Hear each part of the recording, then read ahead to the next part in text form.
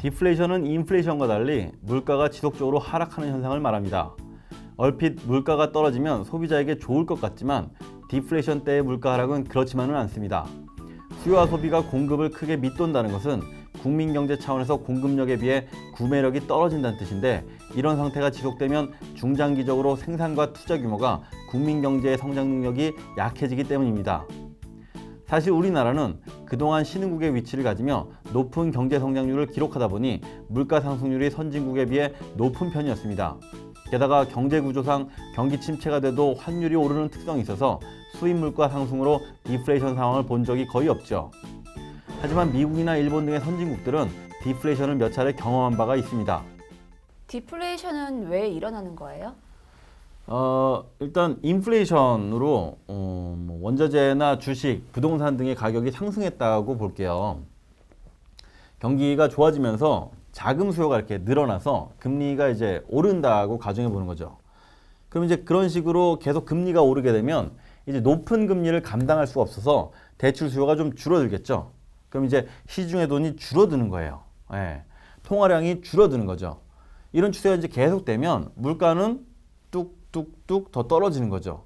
사람들은 물가가 떨어지니까 가격이 더 떨어질 때를 기다리게 돼요. 한마디로 오늘 소비할 걸 내일로 미룬다는 거예요. 그럼 전반적으로 소비가 좀 줄어들겠죠. 이렇게 되면 이제 기업도 매출이 줄어들고, 그럼 기업이 먹고 살기 힘들어지니까 실업이 늘어나고, 그죠? 결국 실업 때문에 소비자는 더욱더 소비를 줄이게 되는 거죠. 덩달아 이제 주식이나 뭐 부동산이나 원자재 가격도 떨어질 거고요. 이런 식으로 이제 극심한 경기 침체가 닥치면 소비도 투자도 안 일어나는 거죠. 대출도 안 받는 거예요. 결국 이제 금리가 내리게 되는 거고요. 그러면 이제 상품과 자산 가격뿐만 아니라 뭐 월급도 줄고 뭐 금리도 내리게 되는 거죠. 계속 이렇게 연쇄적으로 소비가 더 줄어들면서 다시 기업의 매출이 또 떨어지고, 파산하는 기업도 속출하면서 실업은 증가하고 월급 봉투는 쪼그라들고 소비가 더 위축되는 거죠. 이게 그 디플레이션의 일련의 과정이에요.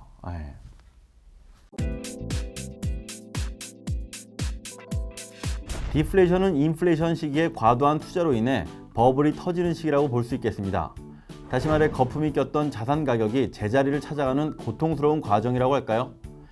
디플레이션의 대표적인 사례로 가까운 일본의 잃어버린 10년을 들 수 있겠습니다.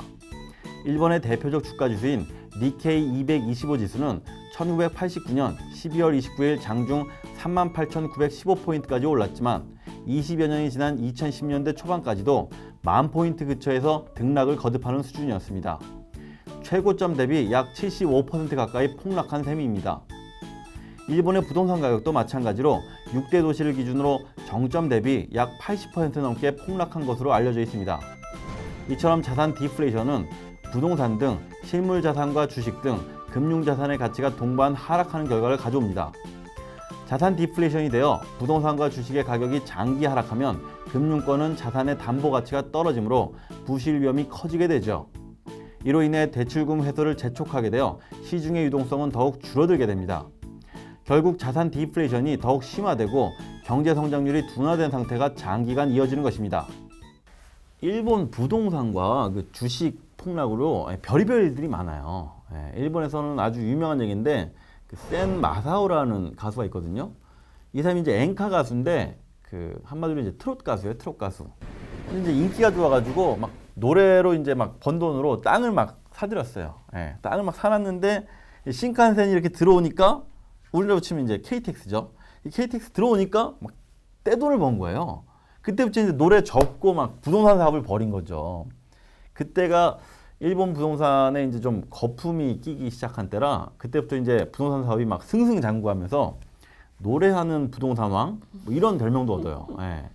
얼마나 돈을 많이 벌었냐면 제가 알기로는 그 하와이의 거의 대부분의 호텔은 다 센 마사오 것이다. 뭐 이런 소문도 돌았다고 해요. 대단하죠. 근데 이제 1990년대 초 이제 일본의 거품이 좀 꺼지기 시작하면서 이 사람 사업도 좀 무너지기 시작하거든요. 결국엔 그 1,000억 엔? 1,000억 엔 빚지고 망해버려요. 1,000억 엔이면 1조인 거죠? 그렇죠. 100엔당 1,000원으로 치면 1조죠, 1조. 1조. 진짜 어마어마하네요.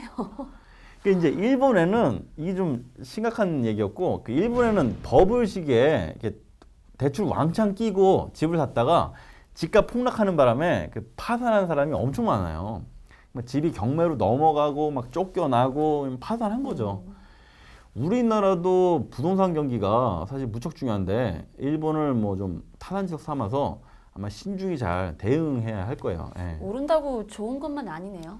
그렇죠. 이게 오르다 보면 이게 떨어질 때가 오니까요. 예.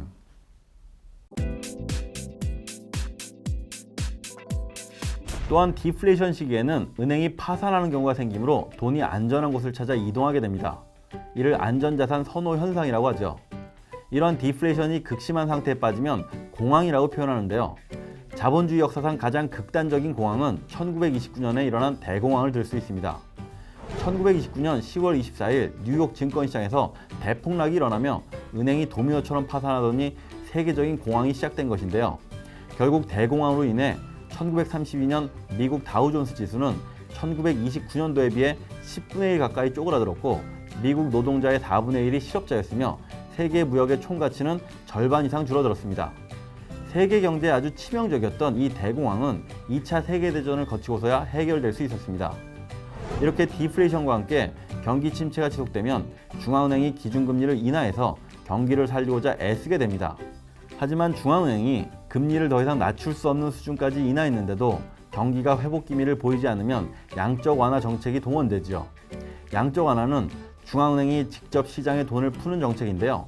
중앙은행이 금융시장에 직접 참여하여 일반 기업의 어음이나 회사채, 정부가 발행한 국채 등을 매입하고 대신 돈을 지불해서 시장에 통화를 공급하는 것이죠. 양적 완화하면 바로 벤 버냉키죠. 미국 연방준비제도 의장을 지낸 사람인데요. 우리나라로 치면 중앙은행이에요, 중앙은행. 예, 보통 페드, 뭐 FED라고 불러요. 이 사람이 그 백악관 경제자문위원으로 있을 때 그 2002년 어떤 연설에서 이런 얘기를 했어요. 미국은 일본 같은 디플레이션을 겪지 않을 것이다. 예, 만약 디플레이션이 오면 헬리콥터를 타고서 공중에서 돈을 뿌려서라도 막아야 된다. 이렇게 얘기했거든요. 그때부터 이제 헬리콥터 벤이라는 별명을 얻어요. 나중에 그 2008년 글로벌 금융위기가 미국에서 터졌잖아요. 이 사람이 그 당시에 이제 의장이었거든요. 그래서 결국 자기 별명답게 어마어마한 돈을 뿌리죠. 물론 헬리콥터 타고 공중에서 이제 뿌린 것만 아니지 거의 비슷해요. 그때 그 양적 완화로 뿌린 돈만 4조 5천억 달러에 달하거든요. 그러니까 달러당 1,000원이라고 쳐도 거의 뭐 4,500조예요. 우리나라 1년 총 예산이 뭐 400조 정도 되거든요. 그러니까 뭐 어마어마한 숫자죠. 재밌는 건 이제 양적 완화를 처음 시행한 나라가 일본이에요, 일본. 일본의 버블이 이제 꺼지면서 일본의 중앙은행이 금리를 이제 제로 수준까지 내렸는데도 경제가 뭐 10년 동안 아예 살아나질 않으니까 2000년대 초반에 이제 양적 완화를 통해서 돈을 직접 풀었던 거거든요. 문제는 뭐 그 이후에도 일본 경제는 이제 살아나지 못했죠. 그런데 뭐하러 양적 완화를 하는 거예요? 그게 이제 일단 위기 상황에서는 대부분 지갑을 닫잖아요. 소비를 안 하잖아요. 돈이 돌지를 않는 거예요. 돈이 돌게 하기 위해서 돈을 푸는 거예요. 그러니까 취지는 좋은데 그렇게 막 돈을 마구 풀면 돈값이 떨어질 수도 있잖아요. 그래서 이제 반대하는 사람들도 많아요. 그러니까 어찌됐든 이제 금리를 내려도 안 되니까 이것도 처방하고 뭐 저것도 처방해 보는 거죠. 심지어 그 일본과 유럽은 양적 완화에 그 마이너스 금리까지 도입했잖아요. 세계가 거의 뭐 전례 없는 유례 없는 정책을 펼친 거죠.